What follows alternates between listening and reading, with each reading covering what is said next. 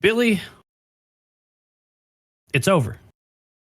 And frankly, it hurts. And it's been recent enough that I know a lot of you guys are hurting too.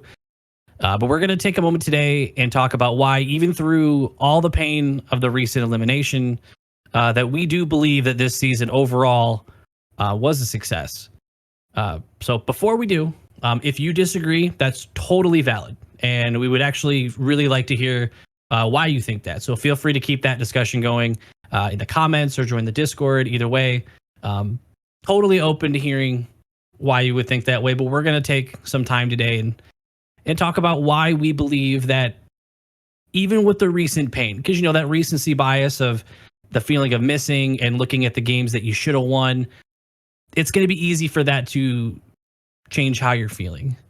So we're going to try to take what we believe is an objective look at facts. You know, just stuff that is measurable, stuff that's not super opinion based, and kind of walk you guys through how we got here. Where do you want to start at, Billy? I want to just kind of start with the overarching question of, was it a success? For general just conversation purpose here, I really feel like it's on the scope of the season that you look at. And when I'm seeing the people say that it's no, because of the collapse, and it's because of how close you got and you failed that. I think if you take a greater scope and you look at, you know, what we were in the past, what we were expecting at the start of the season, thinking of how different expectations were across people, that absolutely sets precedent for whether you think those was a success or not. So True. let's just start with what you said. Hard facts. We were up 11 points from last. We were up 17 from the last 2 years. There's not too much to discuss that if you're growing by 17 points in 2 years, that's fantastic, right? We finished 91. If you're telling me we finished 108 in 2 years, no one's going to argue that. If you would have asked for that 2 years ago, I think you would be happy with where you are. And let me stress this. I think we as fans this. I don't think the coach of your team be able to say this. Especially not when you're still in the fight. Yeah, that's true.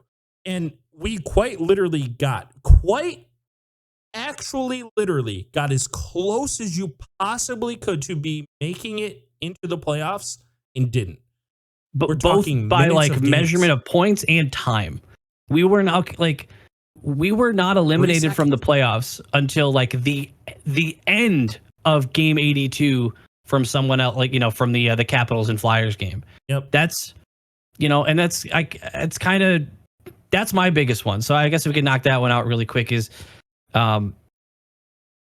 it as much as it sucks, our expectation here on the channel, everyone could have had their different expectations for the year, but we were very open and clear about what our goals were for the year. And our goals for the Red Wings was to go into, you know, March and April and be playing games that matter.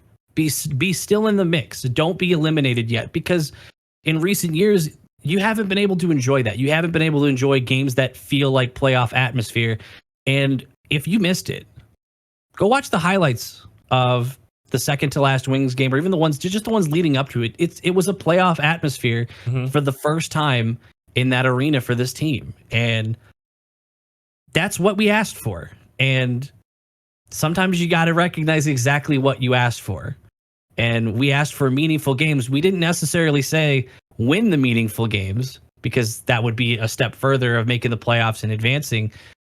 But being in that spot, being able to hurt right now, being able to feel what you're feeling in April, and not just being done watching this team in January, is huge. It's just massive. Shout out Senators, man. Senators.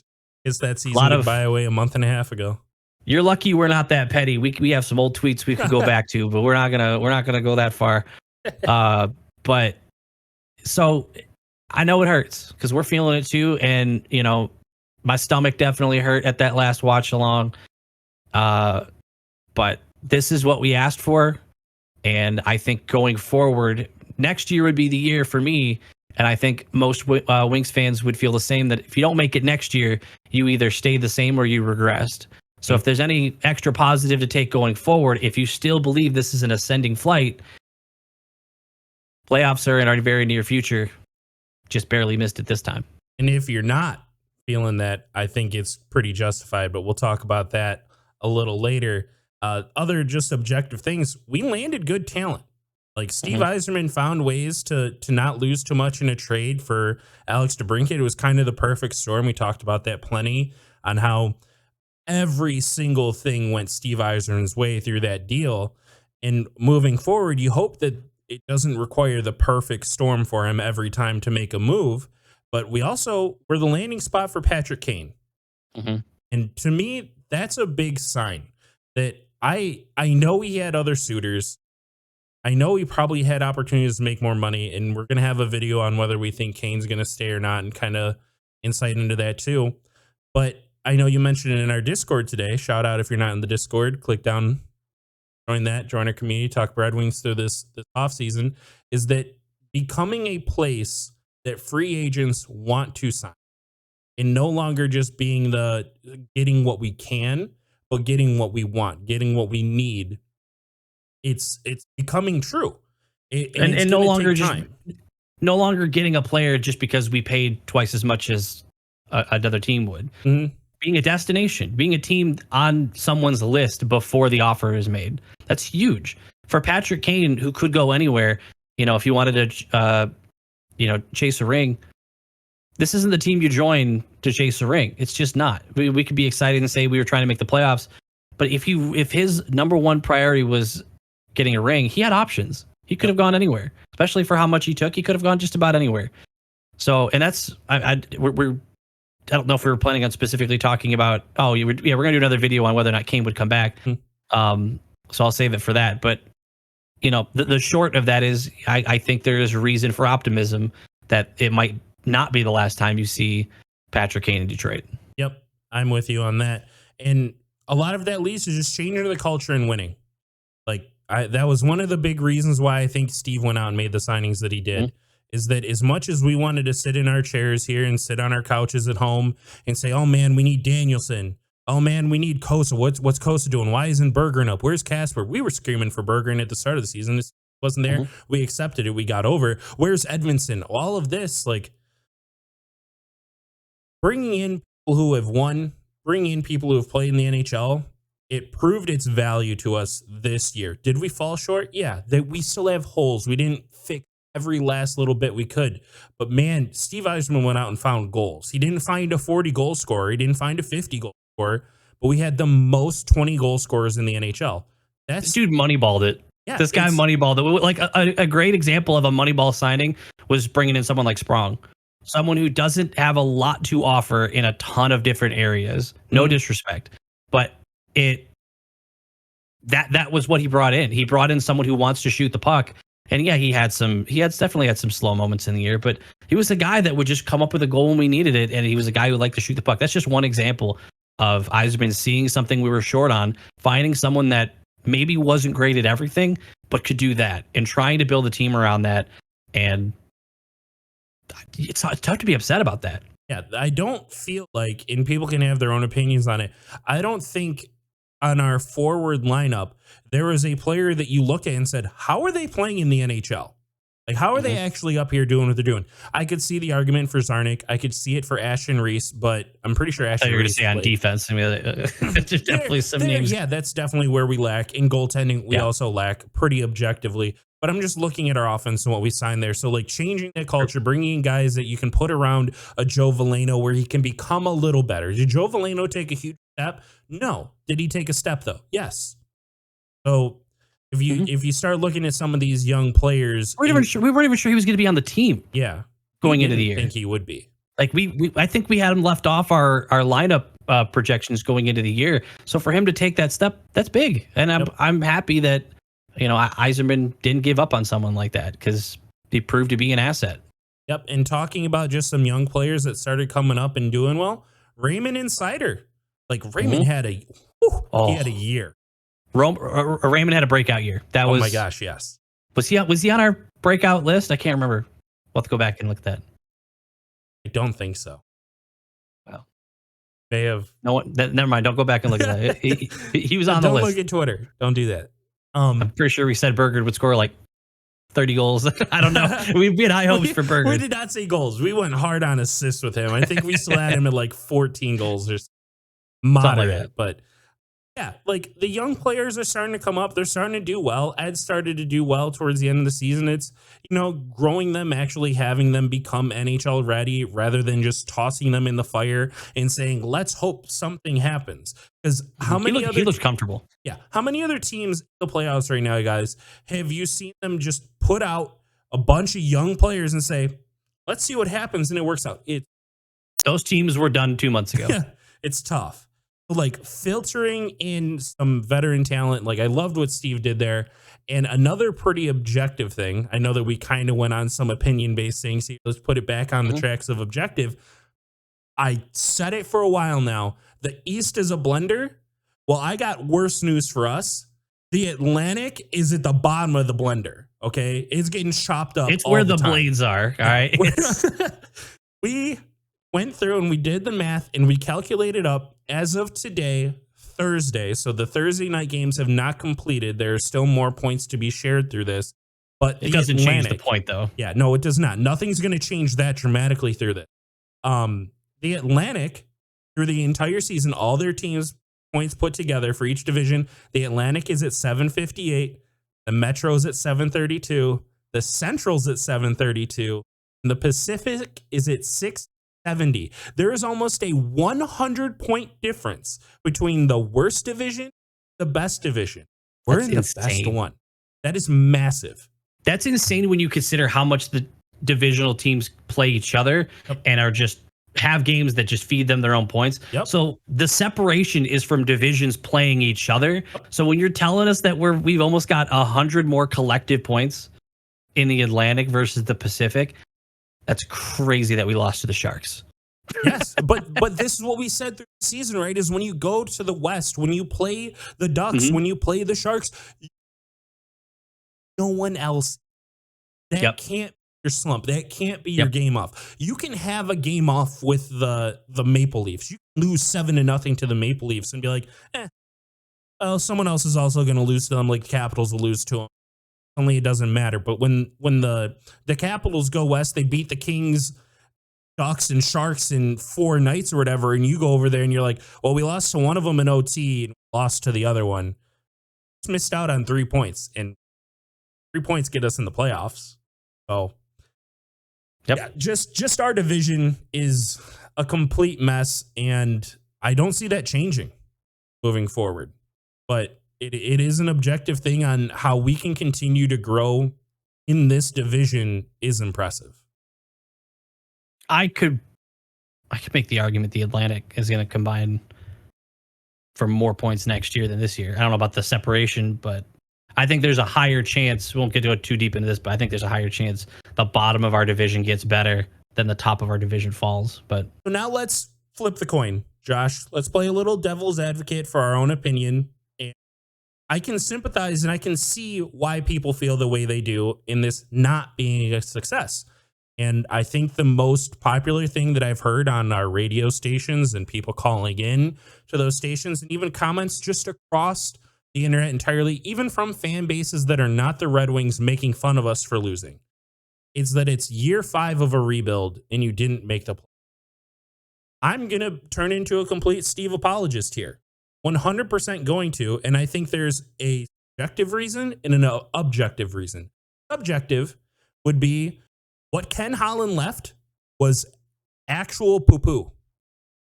Actual contracts galore that were awful. It felt like we had no structure. We didn't have anyone coming up in the system. Coming up in our system was Zadina, who had the worst plus-minus, I believe, of any player in the NHL with the Sharks this year. So, voila, good for them. And Joe Veleno. And I can't honestly think of like Berggren, I guess, but Berggren ultimately, if you had to slap a label to us, was a disappointment this season. So what he was left with, if you look at those rosters, if you look at those lineups, man, it is awful. Steve had to come in. He had to, buy out a few contracts. He had to try to make trades with whatever he could. He had to let contracts just run out. And seeing the old lineups and seeing like Mike Green. Yeah. It made me think like, dude, that was that recent? Like for whatever Yes. reason, I think Mike Green on the Red Wings, and I think back when we were getting out of like high school, like for whatever, I think like forever ago. And the fact that Yzerman came in with a completely a roster that it was like the result of someone who had just given up, who threw everything at the wall, couldn't get anything to stick, and it was like, well, his contracts aren't my problem now, so see ya. Yep. So, and in fairness to Yzerman, which, you know, hindsight's 2020. This could be a negative. Now that 5 years have gone on, I used to call this a positive, and now that I'm saying it out loud, could be a negative. The fairness that we gave Yzerman is he gave everyone a shot. Mm-hmm. He didn't just come in and wipe everything clean. He let everyone play the year, which at the time, and you could still justify as a good thing.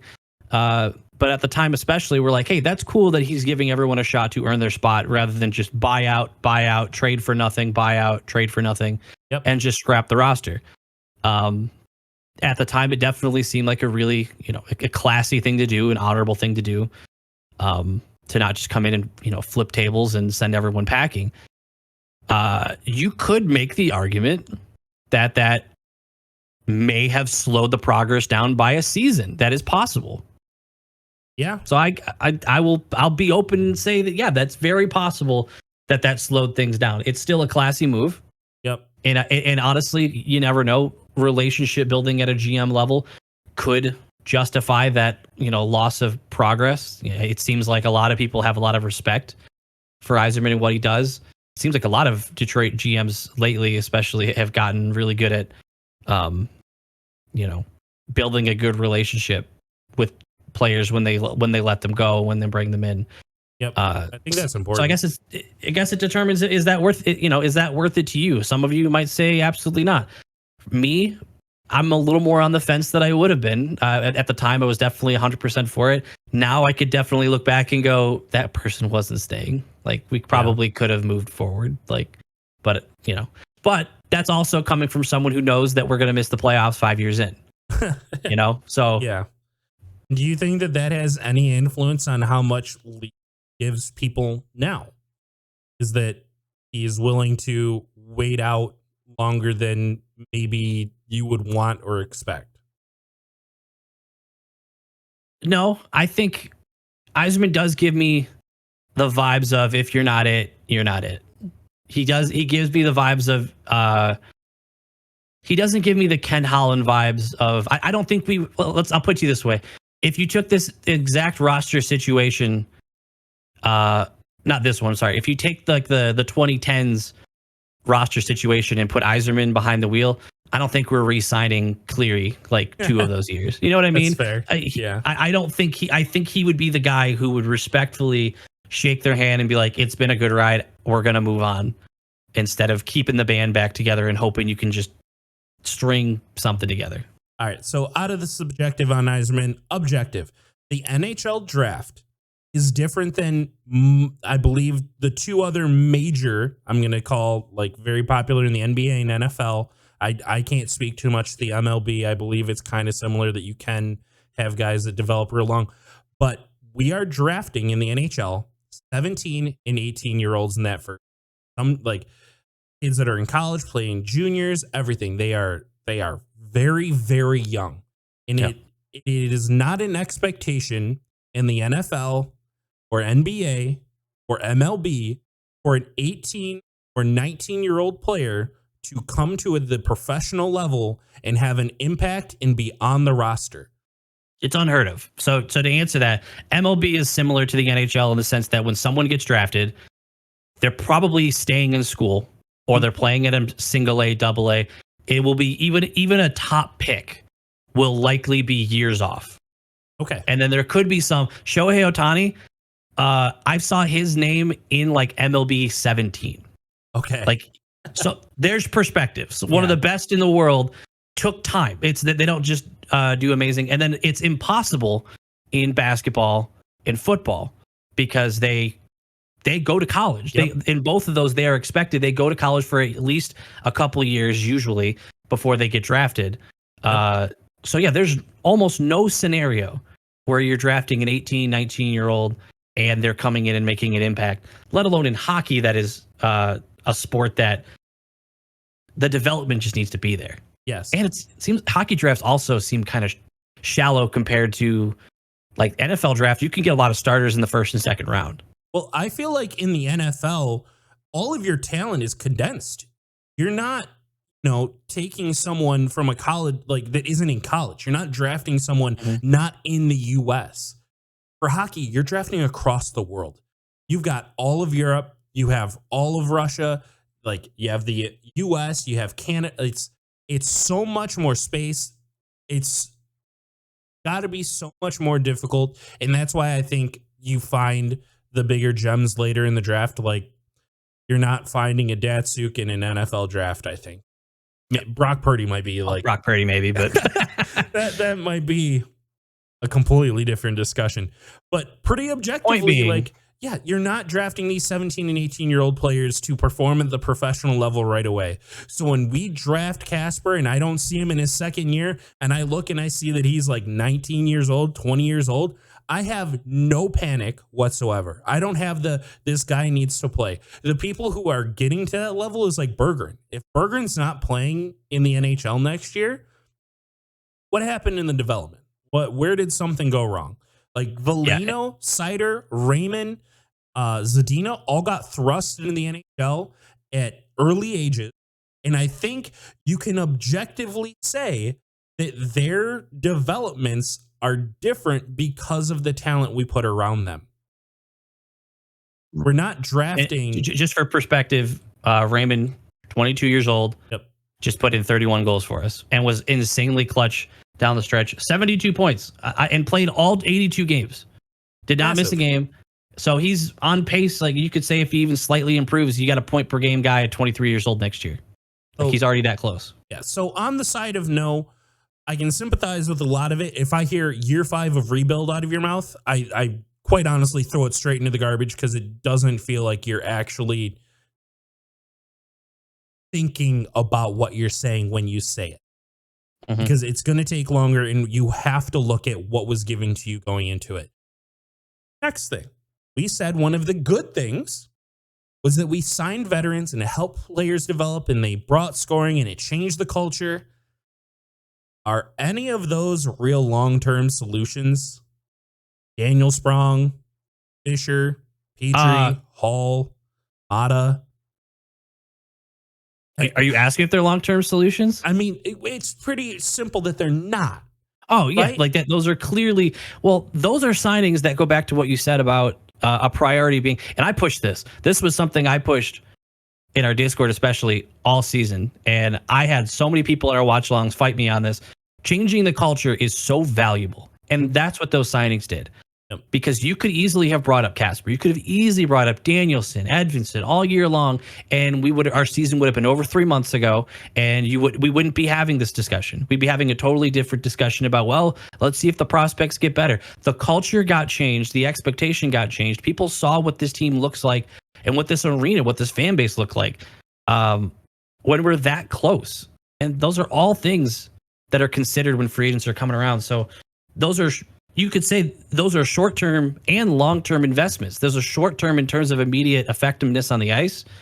But in the long term, it's a change in the perception of the culture here. Yep. So I would, if you're asking me to really stretch the definition of a long-term solution, it's a short-term solution with a long-term positive effect. So with that, I think I very much sympathize with the people who say, like, well, that doesn't mean that things are going to be better next year, because if we are going to do not the same thing, we aren't going to just re-sign these guys and throw the same roster out, which I do not want to do. There are players on this roster I would rather not see, and I would hope that someone like Casper can come up. I would hope that someone like Wallander or Johansson can find their way. Those are just hopes. I'm not going to set expectations. I'm not going to say we need this to happen. But if that's the route that we go and we do try to look at longer term solutions in our system, there is risk. There is a lot of risk that Danielson will not come up and perform as well as Veleno did. Could he someday? Yes. Do I believe Danielson will be better than Joe Veleno? Yes. Does that mean that it's going to happen next year? No. Does it mean if you throw him in the NHL right now that he would be better than him? No.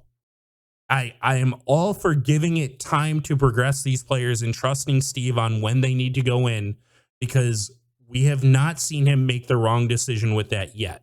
I think that's why we signed the players that we did.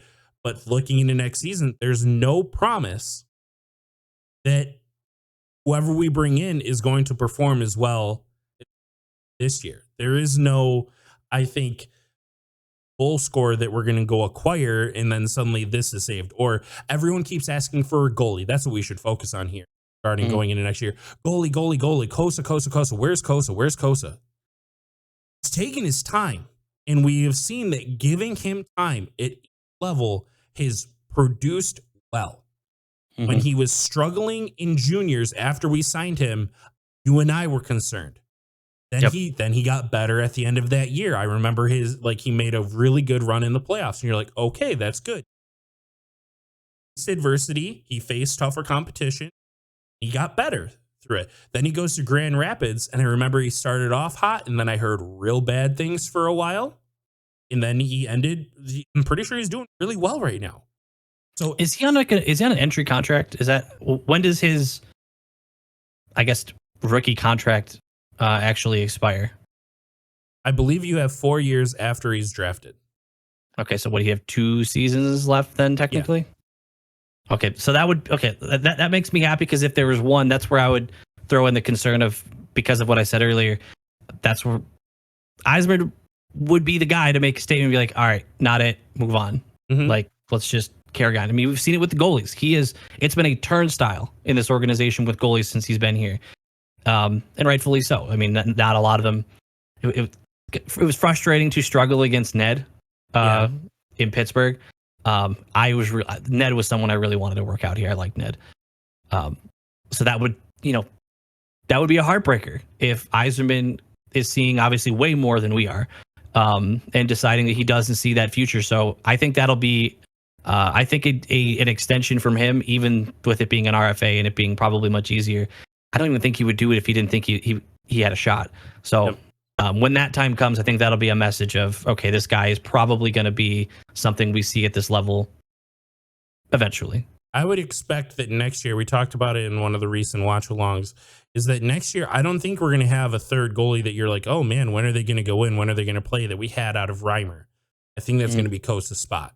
I think Kosa is going to be the lead horse, Grand Rapids, and if injury happens, something fails horribly on the Red Wings roster, I see him getting chances. I see him playing 5-7 games next year, barring injury, for the Red Wings. Yeah, I would absolutely expect him to be able to do that. But I'm just saying that, like, giving these guys time to grow down in the AHL has proven valuable to us.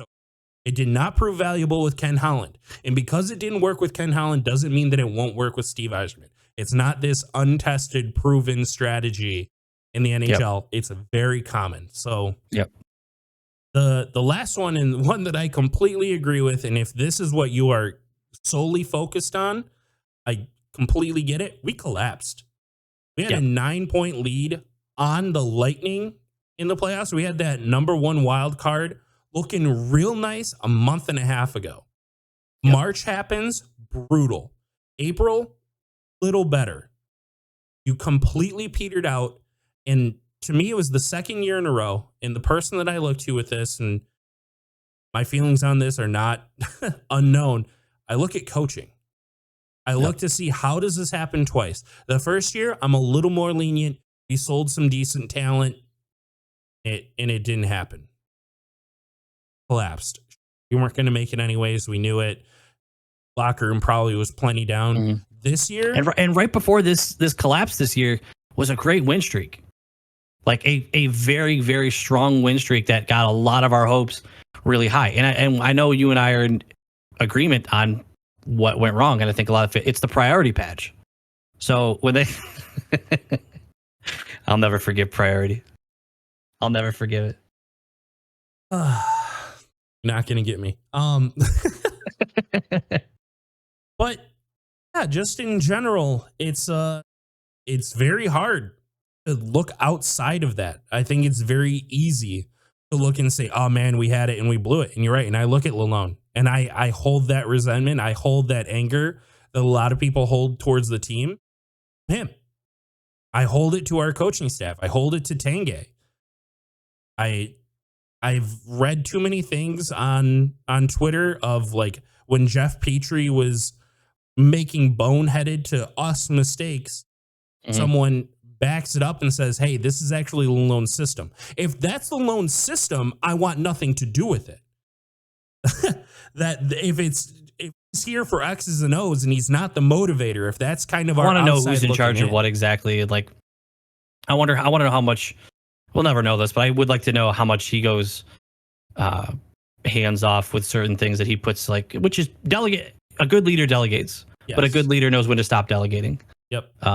So I would like to know how much he has gone hands off in certain areas that we have an issue with. Oh, I learned this recently in that his role with Tampa, he often worked with the defense. He was very much towards like the top of, leading the defense. Oh.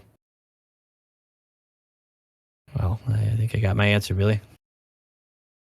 So I think there are red flags. I think there are a lot of red exclamation marks all over coaching for me personally right now. And I mean, I said this. I don't need to go into my issue with the jumbled lines for like the ninth time this year. But you guys already know. Not establishing a top line through 82 games is unforgivable. Yep. And just to talk about something a little new, because like the season finally ended and he was still our coach, is that I was a firm believer, give 4 to 5 days after that season ends, see if he will still be your coach or not. I think that Steve Yzerman is not reactionary and will not the very next day say, no, you're gone. I think that there are plenty of conversations going on today, talking up and down that coaching staff, doing the reviews, trying to point at what went wrong where. I really think that by Sunday, Derek Lalonde not terminated by that point, we are looking at the head coach for the start of the season next. And that's just something that I'm going to have to accept and work towards. But like over these next few days, there's a lot to look at. There's a lot to speculate and happen. 100%. I'm with you. Even before that, I think no matter what, Lalonde's going to start next year as your coach. But I think next year would be the year that if it's not going right, I don't think he'd make it to the end of the season. I don't know. I don't want to say as early as like December, but as early as December, January. If we're not in that competitive space, if we're not, in a playoff spot, like God forbid, early on we're already falling like near the bottom and starting slow, get him out. Yep. It ain't it. Try again. Because we see how valuable. Yep. By giving him an extra little leash for another 2 weeks somewhere in the middle of a season can be the difference between Montreal the first night and making the playoffs and not caring about the next one to, man, why did the Flyers pull their goalie? It's already over. No one told Torts. Yep. That's how valuable each and every single game is. And Steve knows that. The organization knows that. This isn't news to anyone that's, living and breathing the entire league. So, yep. Overall, as a community, we did put out a poll on YouTube, and 83% of people do agree that, yes, it was a success. 17% have said no. And I believe through most of those comments, we do reference plenty of the points that are brought up there. I know we didn't go through and answer everyone there like we typically do, but I know that I wanted to bring a lot of that information to the table here because we needed some insight. You and I felt one way, and we were happy to always get the community opinion on the other side, and we try to look and see what you guys are seeing. Again, we invite you guys to the Discord. It's a very anti-toxicity community. Come in there, have good discussions. Just don't spew all throughout the off season. And the motto I recently came up with: if you join that Discord, you'll never watch a Red Wings game again by yourself. So you can hang out, talk with everybody. We do watch longs here on the channel. Make sure you subscribe if you want to be there for that. But when it comes to the off season, we have a lot of stuff we want to talk about. We're going to get those videos out in the coming weeks, and we're going to talk about the Patrick Kane thing. We're going to talk about some offseason, guesses, some projections, Go and through kind of the analyze things roster. as they go. What's We'll go up? through the roster. We'll talk about just about every individual that at least put on the Red Wing sweater for a game to judge our happiness with them. And I look forward to that.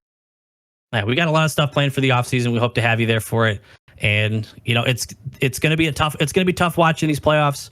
It's going to be a tough offseason, but let's just be grateful that this is the first time in a long time the offseason was able to even hurt. Our offseason was starting in February a lot of these years. So, it hurts for now, but we're on the right track. Trust the Yzer plan, I guess. Or be a Crap.